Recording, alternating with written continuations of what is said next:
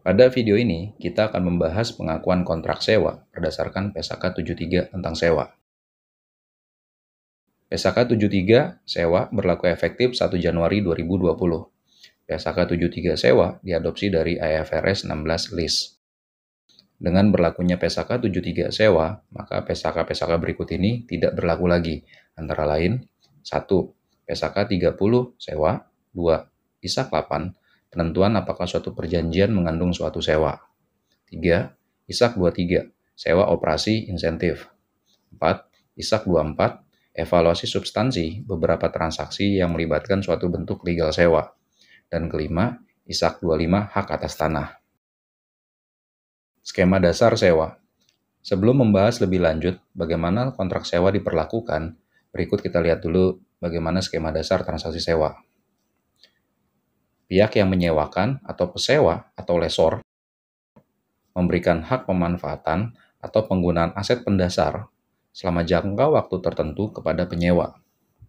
Kemudian, penyewa memberikan imbalan tertentu sebagai pertukaran dengan diperolehnya hak penggunaan aset pendasar.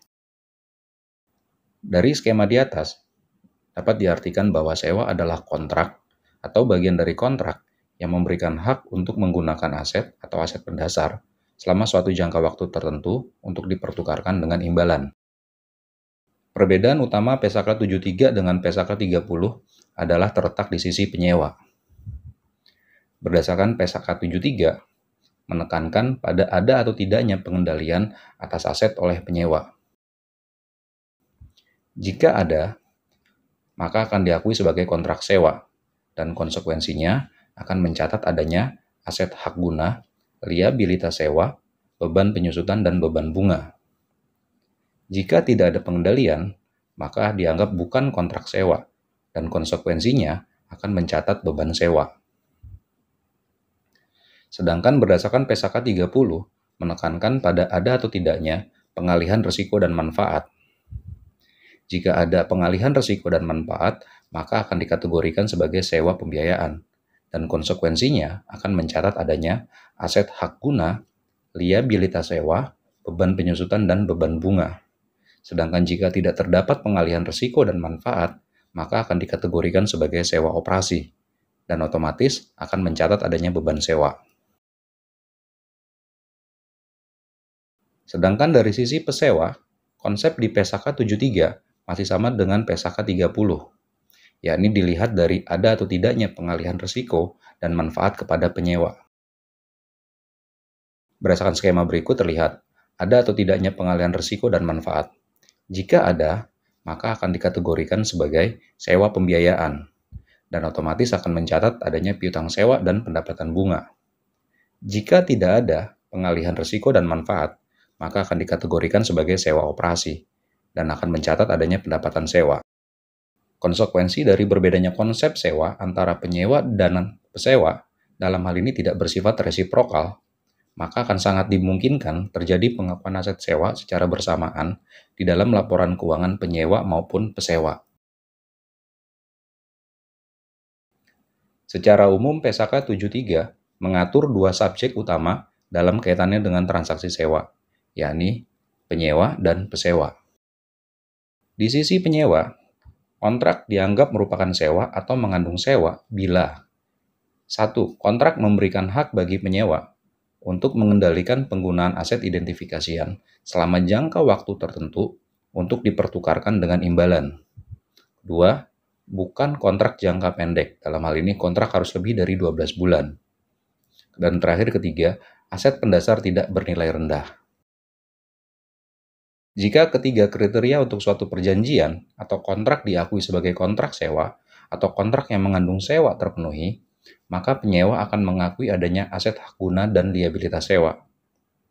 Namun, jika salah satu dari ketiga kriteria di atas tidak terpenuhi, maka transaksi sewa akan diakui sebagai beban. Dari ketentuan di atas perlu digarisbawahi dan mendapat perhatian adalah ketiga kriteria di atas berposisi sama kuat dan harus terpenuhi semuanya. Jadi maksud dari transaksi sewa harus diakui sebagai beban adalah penyewa tidak boleh mengakui aset pendasar sebagai aset hak guna dan liabilitas sewa untuk keseluruhan nilai sewa, tetapi mencatat kewajiban pembayaran sewa di tiap-tiap tanggal jatuh tempo sebagai beban sewanya. Penentuan ada atau tidaknya hak pengendalian penggunaan aset. Untuk kontrak sewa, jelas di dalam kontrak akan secara tegas menyebutkan transaksi yang dilakukan merupakan sewa-menyewa. Sedangkan di kasus yang lain, bisa saja kontrak tidak secara tegas menyebutkan sewa-menyewa. Namun, secara implisit, pengaturan yang disepakati di dalam kontrak merupakan sewa-menyewa. Untuk mengidentifikasi apakah terdapat pengendalian atas aset yang menjadi objek sewa adalah jika penyewa 1. Memperoleh manfaat dari aset dan mampu mengarahkan penggunaan aset. Untuk mempermudah pemahaman dan penentuan suatu perjanjian merupakan kontrak sewa atau kontrak yang mengandung sewa, dapat digunakan panduan flowchart berikut. Pertama, dievaluasi apakah terdapat aset identifikasian. Jika hasil identifikasian menunjukkan tidak terdapat aset identifikasian, maka kontrak tidak mengandung sewa. Namun, jika berdasarkan hasil evaluasi terdapat aset identifikasian, dilanjutkan dengan evaluasi untuk menentukan apakah penyewa memiliki hak untuk mendapatkan secara substansial seluruh manfaat ekonomik dari penggunaan aset. Jika dari hasil evaluasi tidak terdapat hak substansial atas pemanfaatan ekonomik dari penggunaan aset, maka akan dikategorikan sebagai bukan kontrak sewa. Namun, jika terdapat hak secara substansial atas manfaat ekonomik dari penggunaan aset, maka dilanjutkan untuk mengevaluasi siapa yang memiliki hak untuk mengarahkan, bagaimana, dan untuk tujuan apa aset digunakan. Jika pemasok yang memiliki hak untuk mengarahkan bagaimana dan untuk tujuan apa aset digunakan, maka dikategorikan bukan kontrak sewa. Namun jika pelanggan yang memiliki hak untuk mengarahkan bagaimana dan untuk tujuan apa aset digunakan, maka dikategorikan sebagai kontrak sewa. Namun jika tidak keduanya, baik pelanggan maupun pemasok yang memiliki hak untuk mengarahkan, namun, tujuan apa aset sudah ditetapkan untuk penggunaannya, maka dilanjutkan dengan evaluasi apakah pelanggan memiliki hak untuk mengoperasikan aset dan pemasok tidak memiliki hak untuk mengubah instruksi tersebut. Jika ya, maka kontrak akan dianggap sebagai kontrak mengandung sewa. Namun jika tidak, dilanjutkan dengan evaluasi untuk menentukan apakah pelanggan mendesain aset dengan sebelumnya menetapkan bagaimana aset digunakan. Jika tidak, maka akan dianggap kontrak tidak mengandung sewa. Namun jika iya, terdapat penetapan bagaimana aset digunakan oleh pelanggan, maka kontrak mengandung sewa. Berikut ilustrasi kontrak sewa. Tanggal 1 Januari 2020, PTA membuat perjanjian sewa bangunan selama 15 tahun dari PTB. Nilai sewa sebesar 400 juta per tahun dan dibayarkan tiap awal tahun. Perjanjian tidak dapat dibatalkan secara sepihak oleh masing-masing pihak. Selama masa sewa, PTA diperkenankan untuk melakukan modifikasi bangunan untuk menunjang operasionalnya. Namun di akhir masa sewa, bangunan harus dikembalikan seperti sedia kala. Berdasarkan evaluasi atas kontrak teridentifikasi hal-hal sebagai berikut. Pertama, selama masa sewa, penyewa memiliki pengendalian atas bangunan, karena penyewa dapat mengarahkan penggunaan bangunan sesuai tujuan operasionalnya. Hal ini dapat dilihat dari dimungkinkannya untuk memodifikasi bangunan sesuai kebutuhan. Dan kedua, diketahui kontrak sewa lebih dari 12 bulan. Dan terakhir, aset pendasar tidak bernilai rendah. Maka, berdasarkan evaluasi di atas, perjanjian di atas merupakan kontrak sewa. Berikut ilustrasi kontrak mengandung sewa. PTA memesan 2 juta potong celana ke konveksi B. Kontrak juga mengatur, pertama, pemenuhan pesanan dilakukan selama 2 tahun dengan jumlah pengiriman sama setiap bulannya. Kedua, spesifikasi bahan baku yang digunakan sudah ditetapkan oleh PTA. Ketiga, pemasok lain untuk pemenuhan bahan baku sudah ditetapkan PTA dan konveksi B harus membeli bahan baku dari pemasok tersebut. Berikutnya, konveksi B tidak dapat menerima pesanan dari konsumen lain selama pemenuhan pesanan PTA. Berikutnya, konveksi B tidak dapat melimpahkan pekerjaan atau mensubkontrakkan pesanan PTA kepada pemasok lain. Di luar kontrak, secara internal, bagi konveksi B, pesanan dari PTA sudah memenuhi kapasitas produksinya, sehingga secara otomatis, konveksi B tidak dapat menerima pesanan dari konsumen lain. Evaluasi atas kontraknya. Pertama, isi kontrak membatasi konveksi B untuk menerima pesanan lain dan pesanan juga tidak dapat dilimpahkan ke pemasok lain dan sumber bahan baku pesanan telah ditetapkan PTA. Dalam kondisi ini, PTA sudah mengendalikan secara substansial seluruh manfaat dari operasional pabrik konveksi B untuk pemenuhan pesanannya. Kedua, jumlah pesanan memenuhi kapasitas produksi konveksi B, sehingga secara langsung aktivitas operasional pabrik konveksi B hanya ditujukan untuk pemenuhan pesanan PTA. Dalam hal ini bisa dikatakan, PTA sudah mengarahkan tujuan produksi konveksi B. Ketiga, pabrik konveksi B merupakan aset identifikasian. Meskipun pabrik tidak disebutkan secara eksplisit dalam pemenuhan pesanan, tetapi secara implisit seluruh aktivitas pesanan dipenuhi melalui fasilitas dan operasional pabrik. Dan terakhir, kontrak lebih dari 12 bulan. Berdasarkan hasil evaluasi di atas, maka ditetapkan kontrak pesanan PTA dengan konveksi B dianggap mengandung sewa. Berikutnya, untuk ilustrasi kontrak tidak mengandung sewa. PTA memesan 2 juta potong celana ke konveksi B. Kontrak juga mengatur, pertama, pemenuhan pesanan dilakukan secara bertahap selama 2 tahun dengan jumlah pengiriman sama setiap bulannya. Kedua, spesifikasi bahan baku yang digunakan telah ditentukan oleh PTA. Pemasok lain untuk pemenuhan bahan baku sudah ditentukan PTA juga. Bagi konveksi B, pesanan PTA hanya memenuhi kurang dari 50% kapasitas produksinya. Selain itu, karena di dalam kontrak tidak dilarang untuk mengalihkan produksi ke pemasok lain, konveksi B berencana untuk mengsubkontrakkan pesanan tersebut ke konveksi lain bila kapasitas produksinya penuh karena adanya kemungkinan produksi untuk pesanan yang lain. Selanjutnya dilakukan evaluasi dan menghasilkan pertama, konveksi B tetap dapat menerima pesanan dari konsumen lain, bahkan dapat melimpahkan produksi pesanan PTA ke pemasok lain. Maka, dengan kondisi ini, PTA tidak memiliki hak untuk mengarahkan tujuan dan penggunaan pabrik, hanya sebatas terpenuhinya jumlah pesanan di waktu yang telah ditetapkan. Atau dengan kata lain, PTA tidak memiliki hak untuk mengendalikan secara substansial seluruh manfaat ekonomik dari fasilitas dan penggunaan pabrik konveksi B. 2. Pabrik merupakan aset identifikasian. Maka berdasarkan hasil evaluasi di atas, karena tidak terpenuhinya kriteria pengendalian atas aset identifikasian, maka kontrak pesanan tidak mengandung sewa. Pengukuran awal di sisi penyewa. Bila suatu perjanjian atau kontrak teridentifikasi sebagai suatu kontrak sewa atau kontrak mengandung sewa, maka berlaku ketentuan. Aset hak guna diukur sebesar, pertama, biaya awal terkait dengan sewa. Seringkali pada saat mengadakan kontrak sewa, penyewa dibebani oleh beberapa macam biaya sebelum kontrak disetujui. Biaya-biaya tersebut bisa saja meliputi atau tidak terbatas pada biaya administrasi dan lain-lain. Dalam konteks ini, maka biaya yang boleh diakui hanya sebatas biaya yang langsung berkaitan dengan perolehan kontrak sewa. Kedua, insentif dari pesewa. Insentif akan mengurangi nilai aset hak guna. Bentuk insentif yang lazim muncul dalam kontrak sewa dapat berupa, tapi tidak terbatas, dari penggantian atas komisi agen yang sebelumnya telah dibayarkan oleh penyewa. Ketiga, nilai kini pembayaran sewa. Dalam hal ini ditentukan berapa nilai sekarang dari keseluruhan nilai sewa yang akan dibayarkan. Dan terakhir keempat, nilai kini estimasi awal biaya pembongkaran dan pemindahan aset serta restorasi. Seringkali untuk bisa memanfaatkan suatu objek sewa, penyewa harus melakukan modifikasi-modifikasi tertentu sebelum bisa menggunakan aset sewa sesuai tujuan penyewa.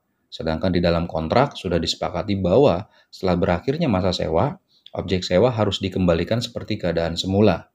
Maka dalam hal ini seluruh biaya-biaya yang dikeluarkan penyewa untuk mengembalikan keadaan objek sewa seperti semula bisa dikapitalisasi ke dalam aset hak guna. Nilai kini pembayaran sewa.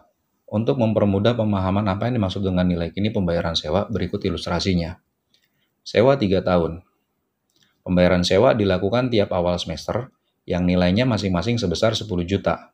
Maka keseluruhan nilai sewa adalah sebesar 60 juta yang diperoleh dari hasil perhitungan 3 tahun atau 6 semester dikali 10 juta. Selanjutnya, dari keseluruhan nilai pembayaran tersebut dihitung berapa nilai kininya pada saat ini atau awal kontrak disepakati. Dan nilai kininya lah yang akan dicatat sebagai harga perolehan dari aset hak guna. Hal-hal yang harus ditentukan sebelum menghitung nilai kini dari pembayaran sewa. Pertama, menentukan tingkat diskonto.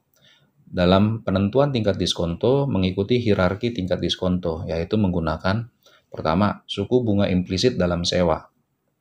Suku bunga implisit adalah suku bunga yang diperoleh dari kontrak sewa. Namun umumnya di dalam kontrak sewa sulit untuk ditentukan tingkat bunganya oleh penyewa, karena berapa besarnya harga yang dikenakan merupakan dapurnya pesewa. Maka jika suku bunga implisit tidak dapat ditentukan, dapat digunakan kedua suku bunga pinjaman inkremental. Secara definitif diartikan sebagai suku bunga yang akan dibayar oleh penyewa untuk meminjam selama masa serupa dan dengan jaminan yang serupa, dana yang diperlukan untuk memperoleh aset yang memiliki nilai yang serupa dengan aset hak guna dalam lingkungan ekonomik yang serupa. Suku bunga inkremental. Untuk memahami apa yang dimaksud suku bunga inkremental, berikut ilustrasi sederhananya. Kontrak sewa sebagai berikut. Objek sewa bangunan. Masa sewa 3 tahun. Pembayaran sewa dilakukan setiap awal semester, masing-masing sebesar 20 juta, sehingga keseluruhan nilai sewa sebesar 120 juta. Denominasi sewa dalam rupiah. Objek sewa berada di Indonesia. Maka, suku bunga inkremental yang akan dipakai dalam perhitungan adalah suku bunga dari pinjaman untuk pembelian bangunan dan bangunan tersebut berada di Indonesia. Plafon pinjaman kurang lebih 120 juta. Jangka waktu pinjaman 3 tahun. Pinjaman dalam mata uang rupiah. Dari ilustrasi di atas terlihat, plafon pinjaman serupa dengan nilai aset hak guna. Jangka waktu pinjaman serupa dengan jangka waktu sewa. Fasilitas pinjaman untuk pembiayaan atau pembelian bangunan, kemudian lokasi bangunan yang berada di Indonesia, dan mata uang pinjaman dalam rupiah sudah serupa dengan lingkungan ekonomi kontrak sewa. Berikutnya nilai kini estimasi awal biaya bongkar dan pemindahan. Berikut ilustrasi untuk mempermudah pemahaman tentang apa yang dimaksud dengan biaya pembongkaran serta pemindahan. Kontrak sewa atas bangunan 2 lantai dengan kondisi hanya memiliki masing-masing 1 toilet di tiap lantai. Dan setelah masa sewa berakhir, bangunan akan dikembalikan seperti sedia kala. Untuk menunjang kebutuhan penyewa, penyewa membuat 1 toilet tambahan di lantai 1 dan 1 toilet di rooftop. Selain itu, rooftop juga dimodifikasi sehingga dapat digunakan sebagai area olahraga ringan dan istirahat karyawan penyewa. Maka, pada saat masa sewa berakhir, penyewa wajib membongkar tambahan toilet di lantai 1 dan rooftop, serta modifikasi atas rooftop. Dan kemudian estimasi seluruh biaya yang dikeluarkan untuk pembongkaran toilet dan rooftop tersebut ditentukan nilai kininya, untuk selanjutnya dikapitalisasi ke dalam aset hak guna bangunan. Pada contoh yang lainnya, sebuah airlines di Indonesia menyewa pesawat dari perusahaan di Amerika.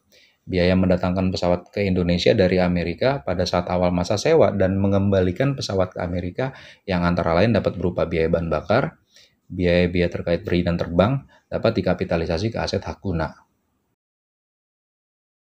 Pengukuran selanjutnya di sisi penyewa. Pertama, aset diperlakukan seperti aset tetap sebagaimana diatur di dalam Pesaka 16 atau properti investasi sebagaimana diatur di Pesaka 13. Kemudian kedua, mengakui beban penyusutan selama masa sewa. Hal terpenting yang perlu diperhatikan sebelum menyusutkan aset hak guna adalah penetapan masa sewa.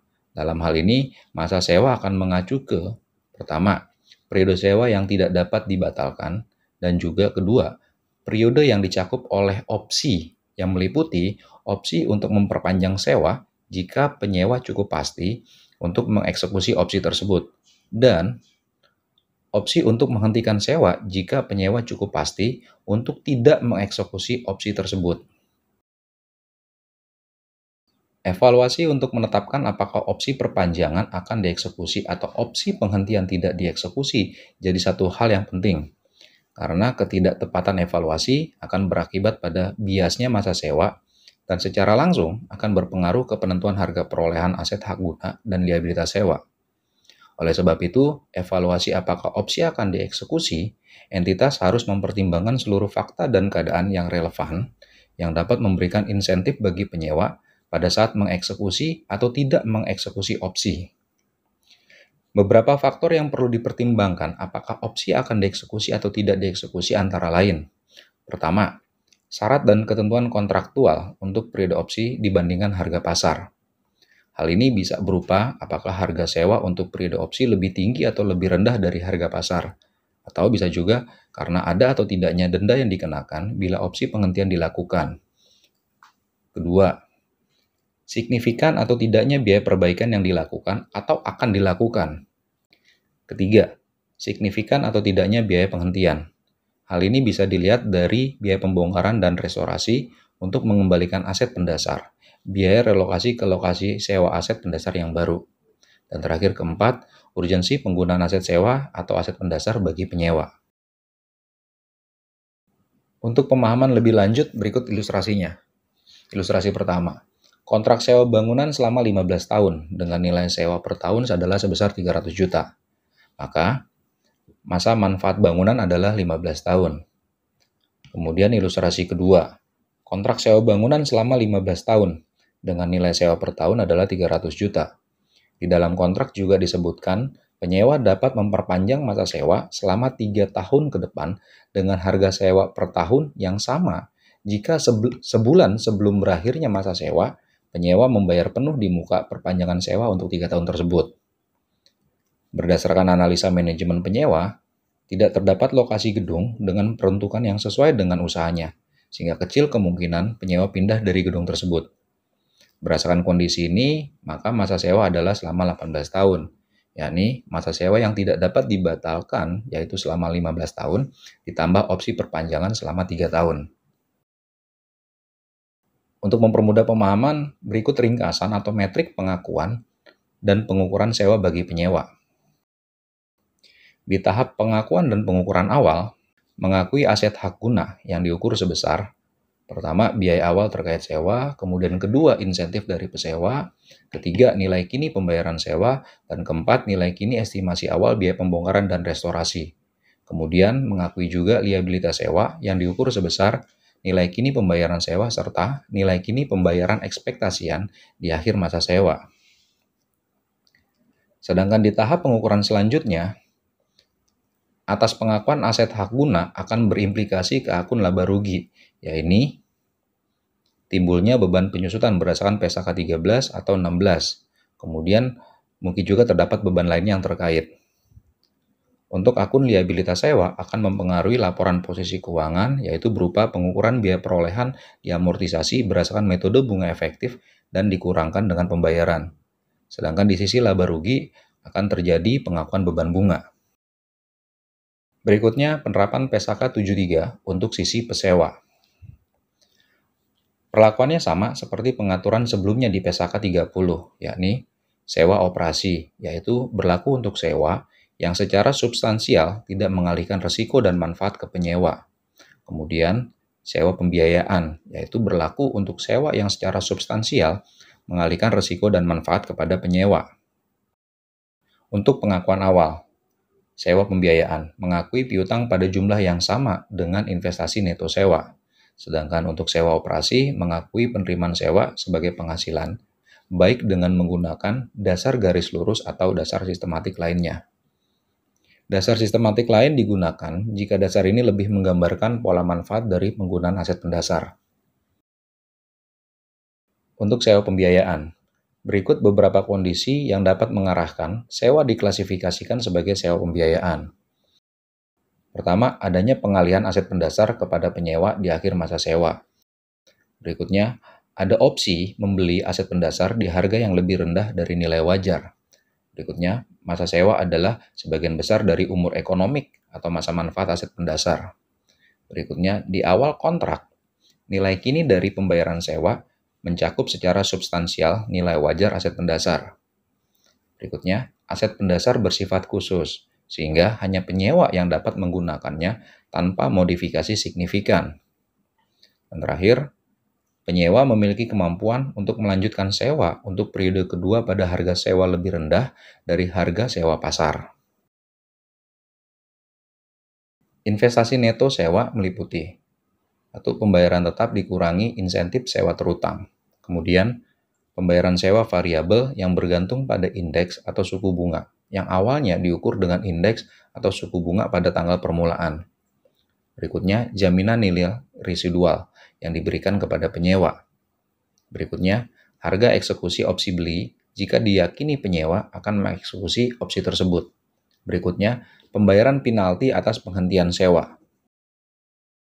Sedangkan perlakuan untuk sewa operasi, pesewa menambahkan biaya langsung awal yang timbul dalam mendapatkan sewa operasi pada jumlah tercatat aset pendasar dan mengakui biaya tersebut sebagai beban sepanjang masa sewa atas dasar yang sama dengan penghentian sewa. Untuk mempermudah dan semakin memperdalam pemahaman terkait penerapan PSAK 73, berikut contoh terkait dengan sebuah kontrak. Terdapat kontrak yang dimulai dari tanggal 1 Januari 2020. Objek sewa dalam kontrak sewa tersebut adalah truk. Harga beli truk oleh lesor atau pesewa sebesar 450.000.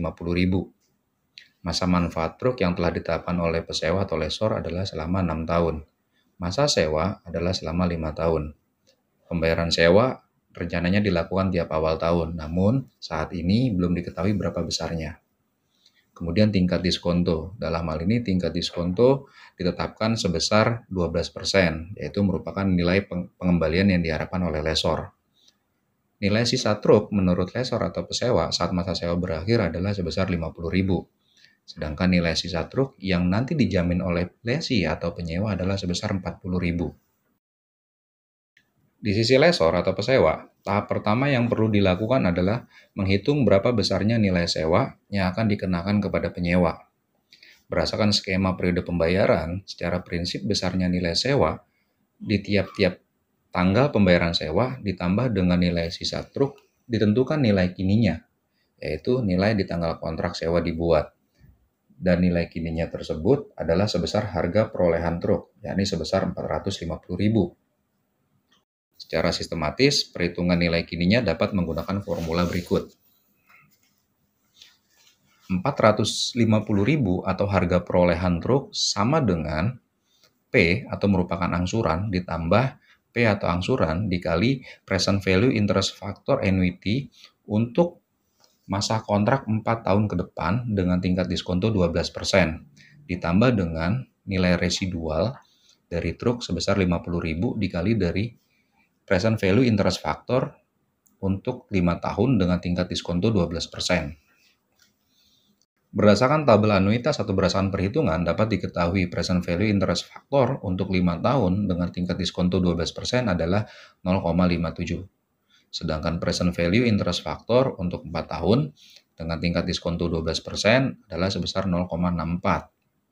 Sedangkan untuk present value interest factor annuity untuk 4 tahun dengan tingkat diskonto 12% adalah sebesar 3,04.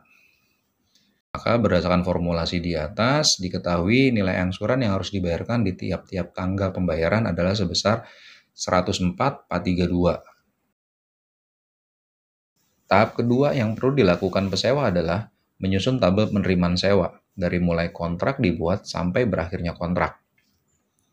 Yang perlu diperhatikan dalam penyusunan tabel ini adalah saldo awal piutang sewa, yakni saldo di tanggal 1 Januari 2020 haruslah sebesar harga perolehan truk, yakni sebesar 450.000. Kemudian untuk kolom penerimaan di tahun pertama sampai dengan tahun kelima adalah sebesar penerimaan sewa yang telah dihitung. Dan ada juga penerimaan di akhir sewa yang merepresentasikan nilai sisa truk. Selanjutnya untuk penentuan besarnya bunga di tiap-tiap tanggal pembayaran sewa, untuk tahun pertama belum ada bunga, karena pembayaran yang dilakukan pada saat kontrak sewa dimulai sudah mencerminkan nilai kininya, dan barulah di tahun kedua sampai dengan terakhir akan timbul bunga. Bunga tahun kedua sampai dengan terakhir dihitung dengan mengalihkan tingkat diskonto dengan outstanding piutang sebelumnya.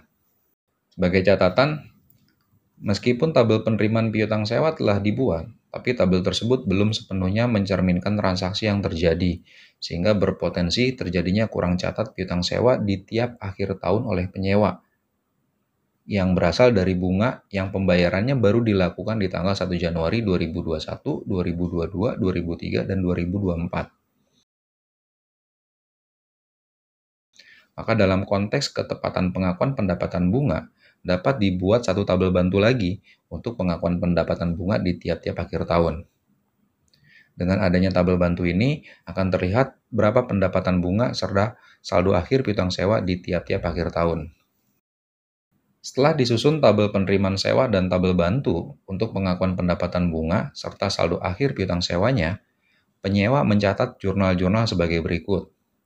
Di tanggal 1 Januari 2020 atau di tanggal kontrak sewa dimulai, dibuat jurnal piutang sewa pada peralatan truk sebesar 450.000. Kemudian masih di tanggal 1 Januari 2020, setelah diterima pembayaran sewa, dibuat jurnal kas pada piutang sewa sebesar 104.432.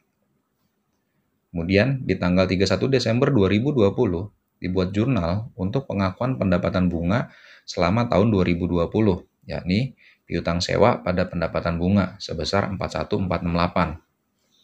Untuk tahun kedua, yakni di tanggal 1 Januari 2021, dibuat lagi jurnal untuk penerimaan sewa, yakni kas pada piutang sewa sebesar 104.432. Berikutnya, di tanggal 31 Desember 2021, dibuat jurnal untuk mengakui pendapatan bunga tahun 2021, yakni piutang sewa pada pendapatan bunga sebesar 33912.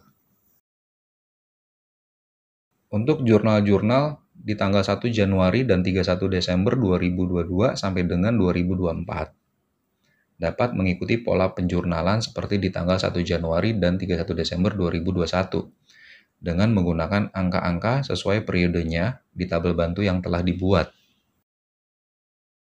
Khusus untuk tanggal 31 Desember 2024, yakni di tanggal terakhir sewa, perlu dibuat satu jurnal lagi untuk mengakui diterimanya kembali peralatan truk sebesar nilai sisa yang telah ditentukan, yaitu dengan jurnal peralatan truk pada piutang sewa sebesar 50.000. Berikut ilustrasi buku besar peralatan truk dan piutang sewa dalam bentuk akun T dari awal sewa sampai berakhirnya sewa.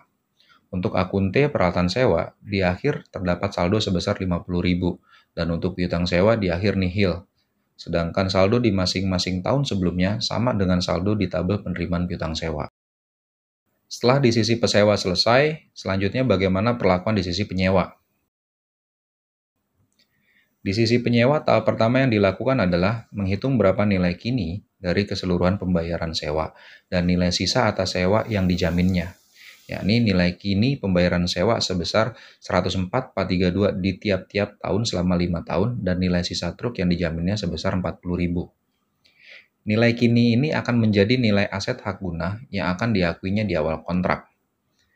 Secara matematis, perhitungan nilai kininya dapat menggunakan formula berikut. Present value sama dengan angsuran atau P ditambah angsuran atau P kali present value interest factor annuity untuk 4 tahun dengan tingkat diskonto 12%, ditambah 40.000 atau nilai sisa yang dijamin oleh penyewa dikali present value interest factor untuk 5 tahun dengan tingkat diskonto 12%. Maka present value diketahui sebesar 444.326. Tahap kedua yang perlu dilakukan penyewa adalah menyusun tabel pembayaran liabilitas sewa dari mulai awal kontrak sampai dengan berakhirnya kontrak. Yang pertama dilakukan adalah memasukkan nilai kini keseluruhan pembayaran sewa, yaitu sebesar 444.326 sebagai saldo awal liabilitas sewa di tanggal 1 Januari 2020. Kolom pembayaran diisi dengan besarnya sewa, yakni sebesar 104.432, serta terakhir pembayaran nilai sisa yang dijamin sebesar 40.000. Untuk kolom bunga, tahun pertama belum terdapat bunga, sedangkan bunga tahun kedua sampai dengan terakhir dihitung dengan mengalihkan tingkat diskonto 12% dengan outstanding liabilitas sewa sebelumnya. Sama seperti pesewa, di sisi penyewa juga perlu dibuat tabel bantu untuk pengakuan beban bunga serta saldo akhir liabilitas sewa, sehingga dapat menghindari kurang catatnya beban bunga dan liabilitas sewa. Selanjutnya, penyewa juga perlu menyusun tabel penyusutan aset sewa gunanya. Penyusutan per tahun dihitung dari harga perolehan aset hak guna, yaitu sebesar 444.326, dikurang nilai sisa yang dijamin, yaitu sebesar 40.000, yang kemudian dibagi 5 tahun selama masa sewa. Untuk jurnal-jurnal yang perlu dibuat oleh penyewa adalah sebagai berikut. Di tanggal 1 Januari 2020 atau di tanggal kontrak sewa dimulai, dibuat jurnal aset hak guna pada liabilitas sewa sebesar 444326 serta jurnal liabilitas sewa pada kas sebesar 104432 untuk mengakui pembayaran sewa tahun pertamanya. Kemudian di tanggal 31 Desember 2020 dibuat jurnal beban penyusutan pada akumulasi penyusutan aset hak guna sebesar 80865 untuk mengakui beban penyusutan tahun pertama atau tahun 2020. Setelah itu dibuat jurnal untuk mengakui beban bunga, yaitu beban bunga pada liabilitas sewa sebesar 40787. Selanjutnya untuk tahun kedua, yakni di tanggal 1 Januari 2021, dibuat lagi jurnal untuk pembayaran sewa tahun kedua dengan jurnal liabilitas sewa pada kas sebesar 104432. Kemudian pada tanggal 31 Desember 2021, dibuat jurnal untuk mengakui beban penyusutan dan beban bunga tahun kedua dengan masing-masing jurnalnya sebagai berikut. Beban penyusutan pada akumulasi penyusutan aset hak guna sebesar 80865 dan beban bunga pada liabilitas sewa sebesar 33150. Untuk jurnal-jurnal di tanggal 1 Januari dan 31 Desember 2022 sampai dengan 2024 dapat mengikuti pola penjurnalan di tanggal 1 Januari dan 31 Desember 2021 dengan menggunakan angka-angka sesuai periodenya di tabel bantu. Khusus di tanggal 31 Desember 2024 atau di tanggal terakhir sewa, dibuat satu jurnal tambahan untuk mengakui pelepasan kembali aset hak guna kepada pesewa, sekaligus pembayaran nilai sisa yang dijamin penyewa, dengan jurnal, liabilitas sewa, dan akun penyusutan sisi debit masing-masing sebesar 40.000 dan 404326, dan kredit aset hak guna sebesar 444326.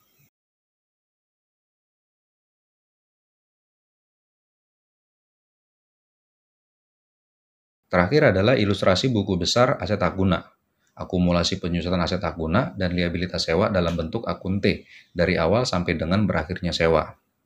Sesuai dengan tabel pembayaran liabilitas sewa dan tabel penyusutan, saldo masing-masing akun tersebut adalah nihil.